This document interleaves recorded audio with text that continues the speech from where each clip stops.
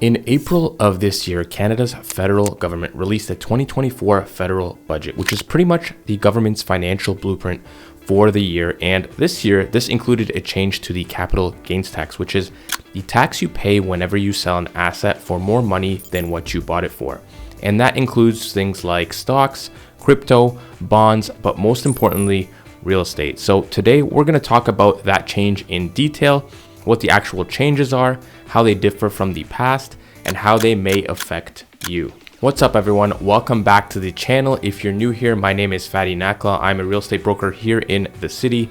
If you do learn anything new today, all I ask is you hit that like button, and if you haven't already, subscribe to the channel. As you continue to watch this video, if you do have any specific questions for me, you can also book a call with me using any of my contact information in the description below, and I'd be more than happy to help. So this change became effective on June 25th, 2024. So it's currently already active right now, and it seems to have gotten a lot of traction online. I wanted to discuss this because not only does it apply to my profession, but obviously affects my current and future clients as well. So I think there's definitely value in going over it and explaining some of the differences because there just seems to be a lot of confusion and misinformation going around. So we'll start off with an explanation of how the capital gains tax worked before this change, since that seems to be where a lot of the confusion about this change is really stemming from. So currently in Canada, there's no specific separate tax relating to your capital gains. Instead, you pay additional income tax at a marginal tax rate same as your earned income on only a portion of the capital gain. So that portion, or let's call it the inclusion rate, that is taxed before the change was 50%. So for example, if you bought a home for $500,000 and eventually sold it for $600,000, your capital gain would be that $100,000 difference, and you would only apply your marginal income tax to 50% or half of that. So in this case, it would be on $50,000, meaning that effectively capital gains were taxed at 50% of your marginal income tax rate. With the 2024 budget, however, the federal government proposed that we change the inclusion rate for the capital gains tax from 50% or half to 66.7% or 2/3 in three different circumstances. Number one, for annual capital gains earned above $250,000 for individuals. Number two, for all capital gains earned by corporations. And number three, for all capital gains earned by trusts.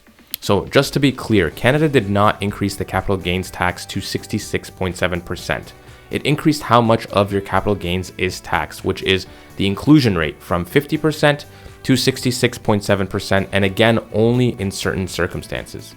In fact, after this change, the highest marginal tax rate that you can possibly pay on your capital gains will still effectively be 35.7%. That's the highest possible level, which is nowhere near the 66% that some were led to believe. So if you look at the current Ontario tax brackets, you'll see that on the highest level, meaning if you're making over $246,752 per year, the current capital gains tax was 26.76%, which is half of the highest income rate of 53.53%. With this change, that capital gains tax will go from 26.7 to about 35.7%, so about a 9% jump. That's it. And this is for those in the highest income tax bracket. Let's say, for example, you make $110,000 per year. Your current capital gains rate was 18.95%, and after the change, it becomes 25.3%. So about a 6% change. And again, this only applies to anything you make over $250,000 if you're an individual. So let's do a few quick real life examples to really see how much this can or will affect you. So let's say you make $120K per year and you own an investment property that you purchased for $500,000 4 years ago and then sold it today for $750,000. The difference here is $250,000, which is right at that new threshold. So your capital gains tax will not change. You will be taxed for 50% of your gains, so that's $125,000 at your current marginal tax rate, which for this income is around 22%. So on this sale, you would owe about $58,000 for the capital gains tax. Let's say you held onto that property for a few more years and instead ended up selling for $900,000. So in this case,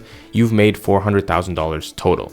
How much are you paying for the capital gains tax? So you're still going to be taxed at that 50% inclusion for the first $250,000 and then 66.7% for the remaining amount. So That's $125,000 or 50% for the first $250,000, and then 66.7% for the remaining $150,000, which is about $100,000. So you're going to be paying the tax based on a total of $225,000 under the new system.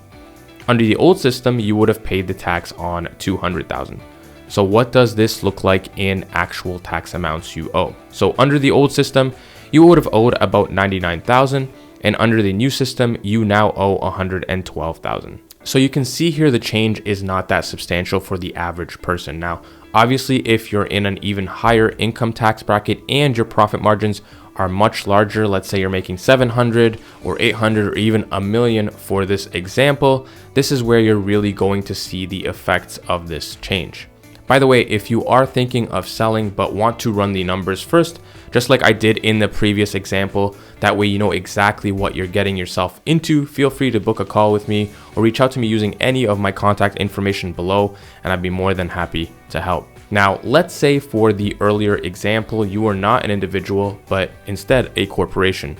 It's not necessarily just big corporations. It makes a lot of sense for a lot of professions such as doctors, pharmacists, real estate agents, contractors, for example, to open corporations for their tax benefits. And sometimes people will use these corporations to buy properties. So after this change, if you own a property under a corporation or business and you sell, the inclusion rate will be 66.7% on the entire difference or profit.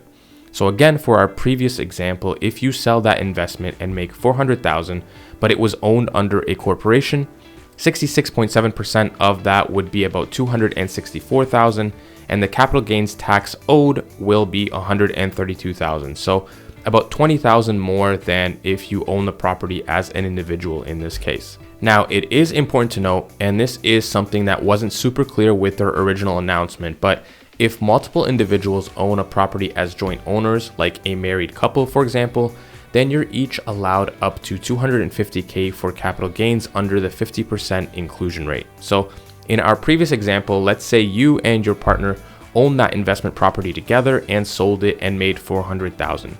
You're each allowed up to $250K. So that's $500,000 total. So in this case, that entire $400,000 would have an inclusion rate of 50% or half. It would not go up to the 2/3 after the first $250. So your capital gains tax owed would be $99,000, the same as it would have been in the old system. I also do want to mention that you are allowed to deduct any associated selling costs or expenses from the profit before you apply the capital gains tax. There are going to be quite a few costs associated with the sale of the property, things such as agent commissions, legal fees, and advertising costs. You can deduct all of that for the capital gains tax. So for our previous example, if you sell your investment for $900,000 and your costs end up being $50,000, when you add them all up, you can now deduct this $50K from the $400,000 profit you made before you do the capital gain tax calculations. There are two situations where the new capital gains tax changes will not apply. Number one, if you sell your principal residence, you will not owe any capital gains tax. In Canada, there is a principal residence exemption, meaning you will not owe any tax related to the sale of a primary residence, and this again applies to both individual or joint ownership. And then the second scenario where this new legislation will not apply is if you sell a property that you have owned for less than 365 days or 1 year. In this situation, the profits from the sale will not be considered a capital gain, but business income, and will be taxed entirely at your marginal tax rate. So in the example above, if you purchase that investment for $500,000 and then flip it and sell it for $900,000, say 6 months later, then you're taxed on the entire $400,000 difference. So your tax owed would be about $200,000. These two scenarios are not new. They existed before the change to the capital gains policy, and they're going to continue as is. So all in all, I don't think this change is going to affect a majority of people. I think moving forward, those who are purchasing properties under their corporation may reconsider.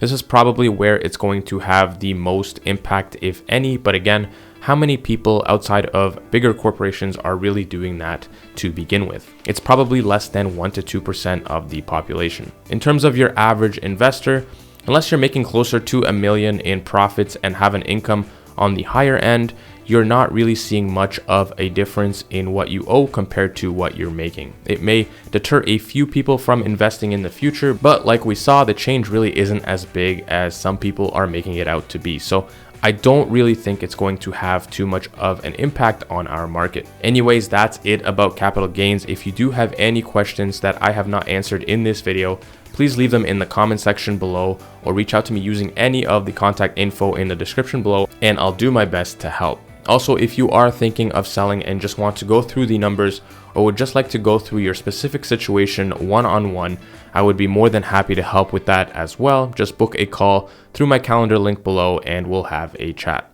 Anyways, that's it for now. I'll catch you guys on the next one.